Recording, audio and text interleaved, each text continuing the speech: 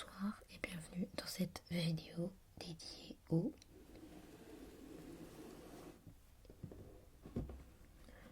petit livre du français correct.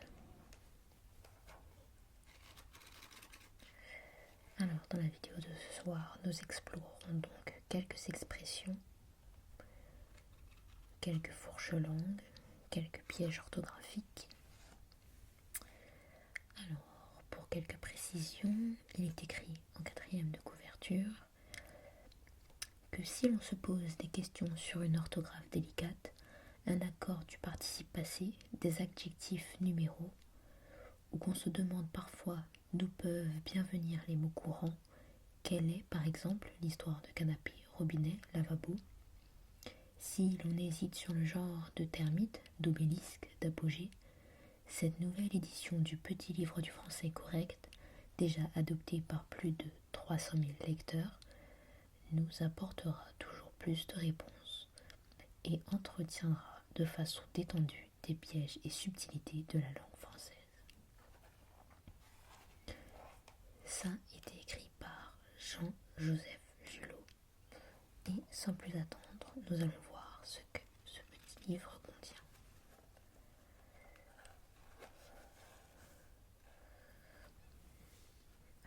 Très petit, très léger, mais pourtant très riche. Alors, comme pour la première vidéo, je vais ouvrir l'ouvrage à une page au hasard.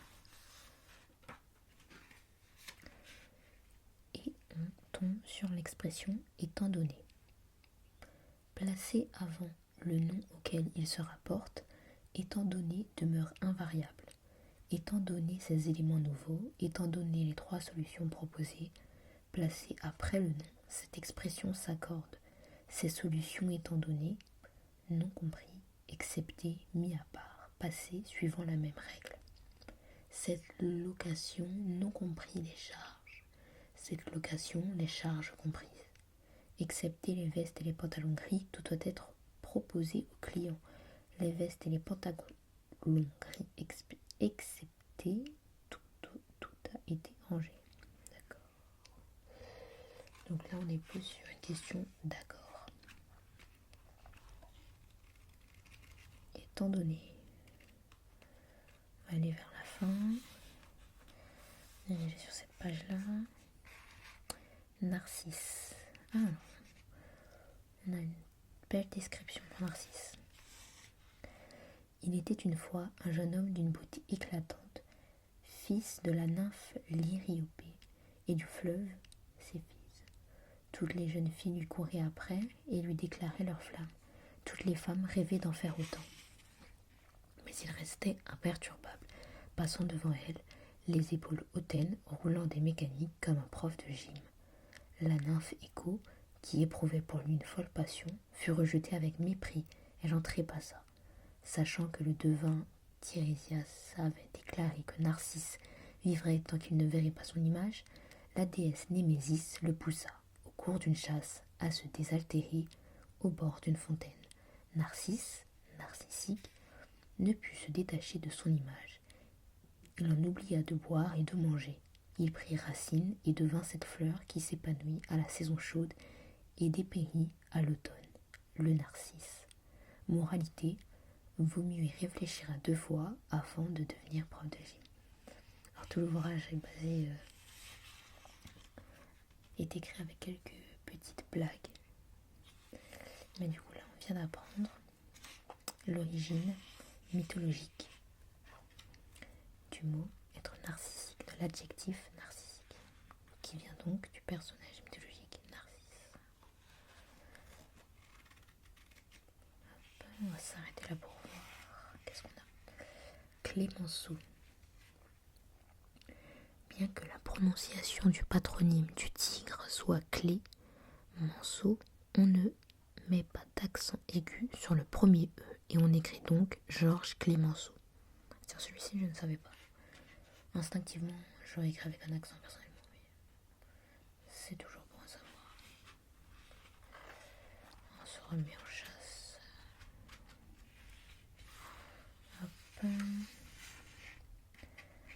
Hop. interrogations. Qu'est-ce qui, qu'est-ce que doivent être transformés dans l'interrogation indirecte en trois petits points, ce qui, trois petits points, ce que, trois petits points. Alors, explication. On ne dira donc pas, on se demande qu'est-ce qu'il faut faire, mais on se demande ce qu'il faut faire. Qu'est-ce que tu veux devient je te demande ce que tu veux, et non pas je te demande qu'est-ce que tu veux. D'accord, donc le qu'est-ce que passe à la trappe lorsqu'on le place dans une phrase. Ça, en fait, ce sont des erreurs de locution très courantes qu'on fait tous, je pense.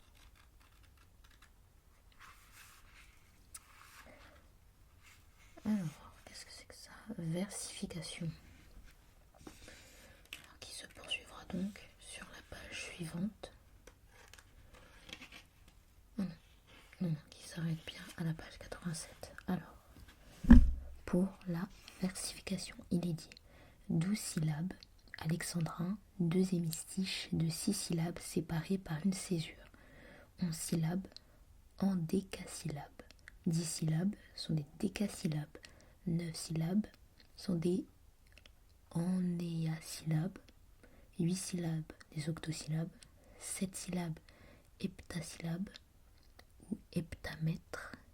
6 syllabes hexamètres. 5 syllabes pentamètres. Pour les polygones en mathématiques, il suffit de remplacer syllabe par gone, c'est-à-dire angle en grec, sauf pour le polygone à 12 côtés, dodécagone. Ainsi, le polygone à 11 côtés est un endécagone. Le 9 côtés, un ennéagone. Le 8 côtés, un octogone, etc. etc. Alors, je ne suis pas certaine de la prononciation de ennéagone. Est-ce que ce serait énéagone ou ennéagone? Qu'une idée. À vrai dire, je ne connaissais que celui pour octo. 8, 12, 10. Enfin, je connaissais certains, mais pas tous, j'avoue. Allez, on va se présenter au milieu de l'ouvrage. Hop. Ici, maximum, minimum, optimum. Au pluriel, ces trois mots employés comme nom font des maximums, des minimums, des optimums. On peut aussi utiliser le pluriel latin en A, des maxima, des minima, des optima. Lorsqu'ils sont adjectifs, on leur préfère un prix maximal, une remise minimale, un climat optimal, qui font au pluriel des prix minimaux, des remises minimales, des climats optimaux. Donc, ils s'accordent aussi. Ils ont des pluriels et ils ont une forme, j'imagine. Oui, c'est ça, ils ont également une forme féminine selon le genre du mot qui les précède. Féminine ou masculine. On va poursuivre, on va aller dans les premières lettres.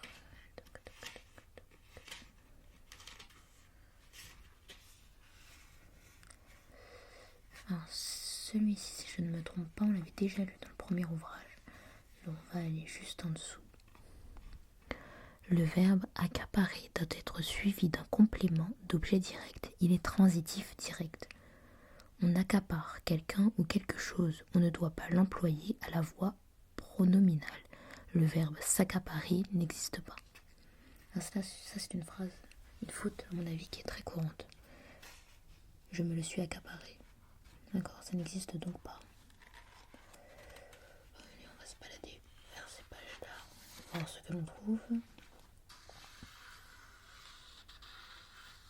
Côte, côte, côte. Une côte difficile à grimper. Une côte pleine de récifs. Une côte de port se prononce avec un O. Alors un O avec un petit chapeau. Fermé comme dans haute. Une côte, sans cette fois l'accent, en dessin industriel. Une côte de tableau de maître, la côte du président de la République. Tout cela se prononce avec un O ouvert comme dans cocotte. La côte de maille ou la côte de drame du travailleur, salopette, suivent la prononciation de la deuxième partie de cocotte. Le code est un poisson à large bouche, à grosse tête et qui vit dans les eaux douces. On l'appelle aussi le chabot. D'accord, alors je pense que j'ai sans doute très mal prononcé les différents noms qui se trouvent ici. On a donc code C-O accent circonflexe T-E, code C-O-T-E, code C-O-2-T-E. Allons voir si l'on peut trouver un dernier fait intéressant. Et on va essayer de le trouver.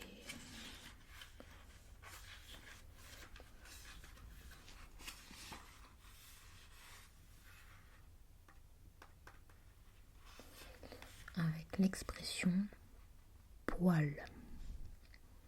Le poêle, appareil de chauffage ou la poêle, oui c'est ça, la poêle et pas la poêle, ustensile de cuisine et leur dérivé se prononce poêle, comme un poêle et non poêle. Je venais justement d'avoir un doute au sujet de leur prononciation et c'est bien poêle et non pas poêle. Intéressant.